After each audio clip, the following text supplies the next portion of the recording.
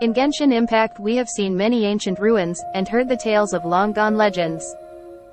But throughout our journey, one legend's influence stretches far beyond any other. That legend being Istaroth, the Thousand Winds of Time, one of 4 shining shades, created by the Primordial One. While on our journey, we learn Istaroth, the god of time, is closely related to the Anemo Archon, as the two were often paired together, in the early days of Mondstadt's history, up until the Thousand Winds of Time was forgotten. But even before the time of Mondstadt, was the Second Great War of the world, between the First Throne and the Second who came, resulting in a civilization falling beyond the realm of Teyvat, and was barred from returning, leaving them to believe the First had won the war. Now in a hopeless situation, all they could do is pray for deliverance, but they were forsaken by the gods of the heavens. All but one, who they dare not speak of by name. She came to their aid, showing them mercy and compassion, giving them the knowledge to create the artificial sun, known as Helios, and in later time Danichi Mikoshi. Because of the god of time's aid, the ancient people would be forever thankful, praising Istaroth as a benevolent god. The last is more the most on-the-nose reference, which is during Raiden Shogun's second story quest, involving the Sakura tree, where Raiden A's sister Makoto, even before her death during the Cataclysm, had made plans to help her sister in her new role as an Archon. Doing so allowed Raiden A to plant the Sakura tree's seed in the conscious realm, which grew in the past while reflecting in the present. But A herself states that this could not only be due to Makoto, but also some higher power. Well, I'm not convinced that it was Makoto's power alone. I know what you mean. Perhaps Makoto got a higher power involved in all of this. From all that we know of Istaroth, I can only perceive her as benevolent, that performs what could only be seen as miracles to the unknowing. Despite all of her good deeds, she is intentionally shrouded in mystery, with her fate left unknown. But whatever this fate might be, seems to be unfortunate. Why is this? Istaroth was never portrayed as anything but helpful. So why is all things related to the god of time, left in ruins and forgotten? The story mission Time and Wind is implied to be directly connected to Istaroth, that takes place on a nameless hidden island. In this quest we interact with both Time and Wind, which is using the sundial and chasing the eye of the storm.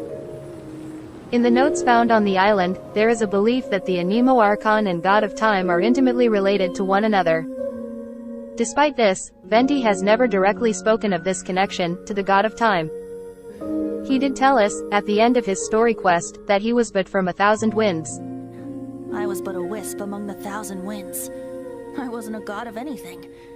I didn't even have a human form. Which sounds more like a phrase, rather than him referencing the god of time. Regardless of whether a reference or a phrase, there is no direct mention of Istaroth from Venti. Why is that? Now Venti is a very secretive character, always seeming to be very careful to not reveal too much to us. But when we pair this to his negative opinion of Celestia, it calls to question where this might have come from. Could this be in connection to Istaroth's unknown fate, and why no one has directly mentioned her, besides the forsaken people of Enkanomia? Was Istaroth simply forgotten, or did Celestia have something to do with her absence? Being that she is one of the shining shades, would they not become involved, if in response to something she has done? But what could Istaroth potentially have done, to cause Celestia to act against her? There does seem to be a common occurrence in those punished by Celestia, being knowledge. But how could a shade of time, a being who is closely connected to the beginning of Teyvat's history, have any knowledge that might be deemed problematic? Was it forbidden knowledge she experimented with? Or some other form of knowledge?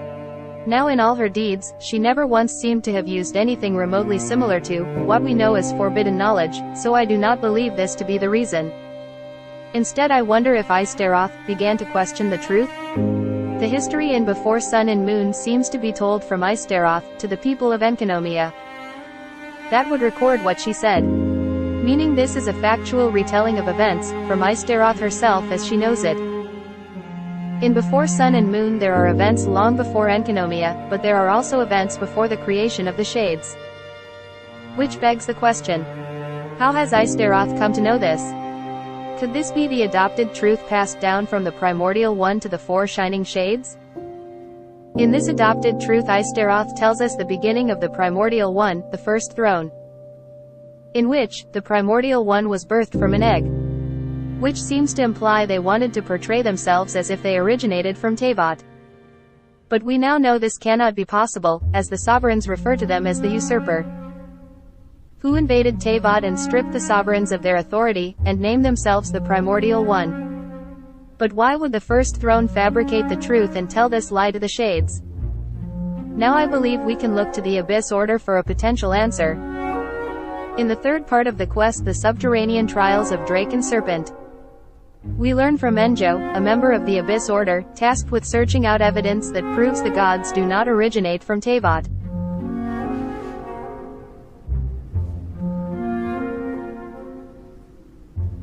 What might the reason behind this be?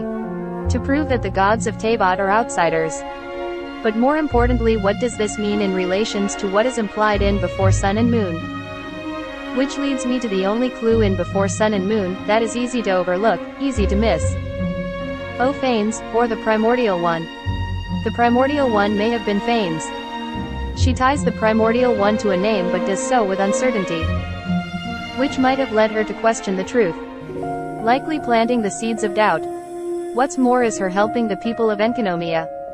If intentionally forsaken by the primordial one, her actions can only be seen as disobedient, which is believed to be the case, as Before Sun and Moon is quite likely a retelling of events from Istaroth. She states that the first throne likely won the war, which is solidified by the people of Enkonomia's inability to return to Teyvat. As to why is unknown, but it is believed to be the actions of the primordial one. This shows Istaroth's ability to act against her creator, and also question what is believed to be the truth.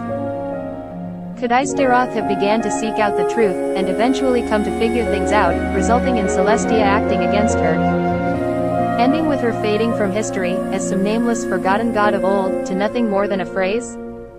Would this not impact Venti's view of Celestia?